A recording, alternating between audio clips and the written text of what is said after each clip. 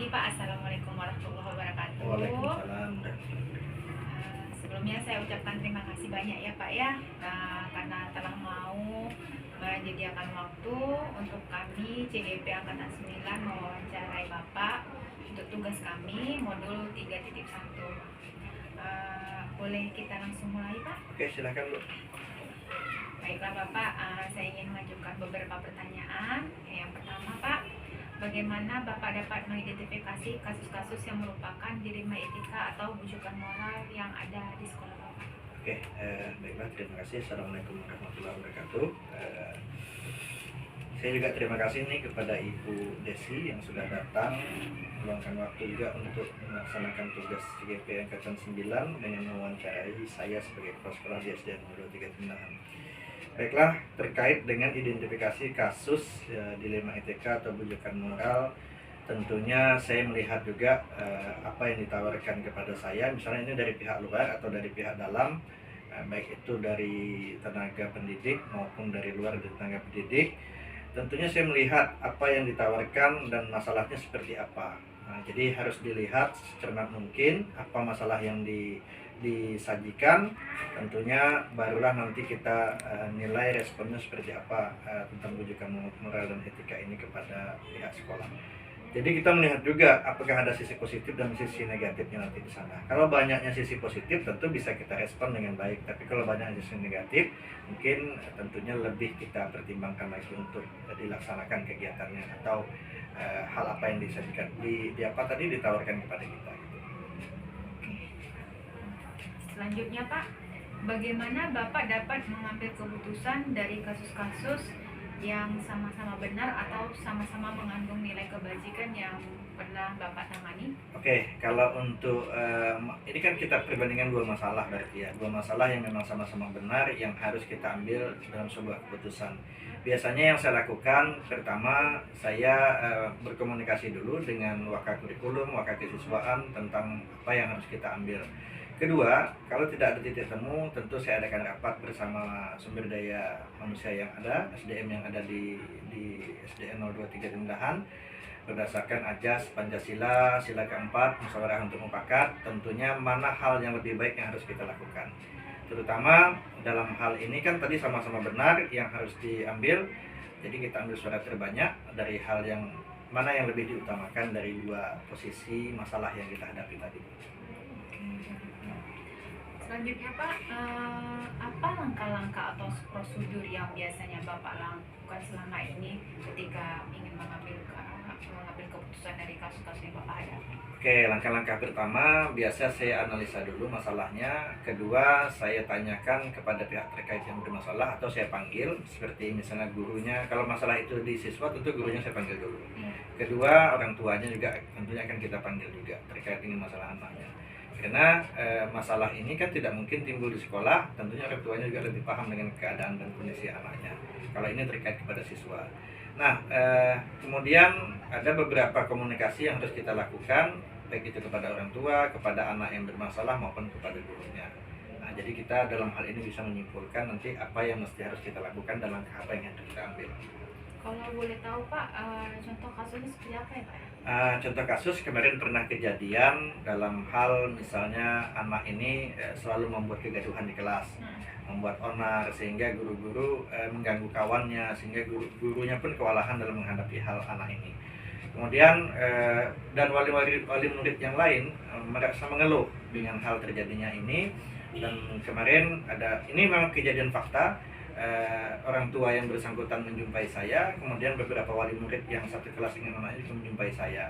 Nah, tentunya hal ini seperti yang saya sampaikan di awal, saya panggil juga gurunya, saya tanya masalah di kelasnya seperti apa. Setelah saya dapat melihat titik temu, tentu saya panggil juga orang tuanya.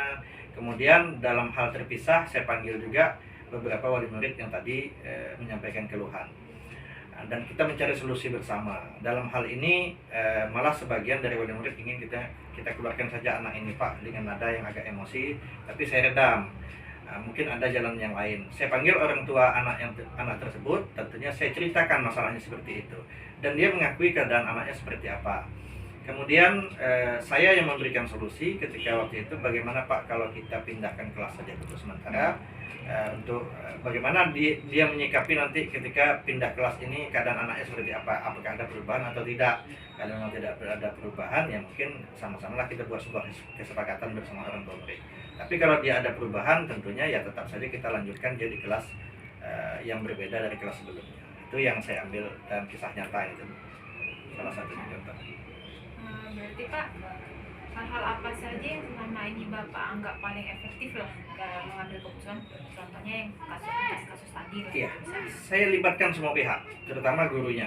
Karena kan tugas tupoksi seorang pimpinan sebagai manajerial untuk di lapangan kan tidak terlalu tahu Iya, kondisinya. iya. Tentunya kita telusuri dulu masalahnya seperti apa, panggil gurunya, panggil anaknya, juga panggil orang tuanya. Iya. Jadi kita bisa menyimpulkan, baru bisa kita mengambil sebuah tindakan atau mengambil sebuah keputusan yang tepat untuk dilakukan. Tantangannya itu apa tuh Pak kira-kira? Kalau untuk dalam sebuah kepemimpinan, namanya kita, apalagi sekolah yang saya pimpin lumayan besar nih Bu. Iya. Kita ada 18 rombel dengan jumlah guru lebih daripada 30. Ini kan berbagai macam karakter yang kita hadapi, termasuk guru, termasuk siswa, termasuk wali murid. Banyak hal yang memang menjadi tantangan kita. Disinilah kita belajar menjadi sebuah pendewasaan lah untuk diri kita sebagai seorang pemimpin. Kadang kita juga punya masalah kan yang harus kita selesaikan, sementara di sini ada masalah juga. Nah, tapi itu tadi saya katakan di awal, kita harus bisa menyikapi, kemudian kita analisa masalahnya seperti apa, tentu dengan cara yang baik, yang dingin, jangan sampai kita juga ikut terbawa emosi. Kadang kan hal-hal seperti ini bisa terpancing, mendadak-dadak kita langsung emosi ya. Jadi ini komunikasi lah intinya Bu, komunikasi kita lakukan, kita tanyakan halnya, jangan sampai terjadi hal-hal yang tidak diinginkan.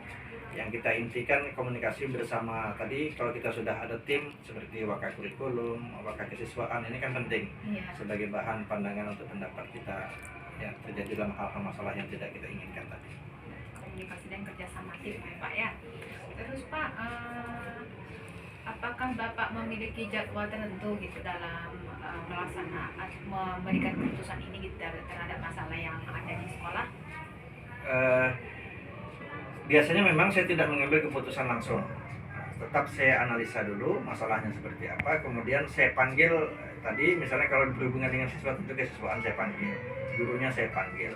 Artinya ada beberapa hal, item yang harus, langkah-langkah yang saya lakukan sebelum saya mengambil sebuah keputusan. Jadi kita lihat situasinya, kita refleksi, analisa, baru kita ambil sebuah keputusan. Berarti tergantung berat dan ringannya masalah tersebut ya Pak? Iya.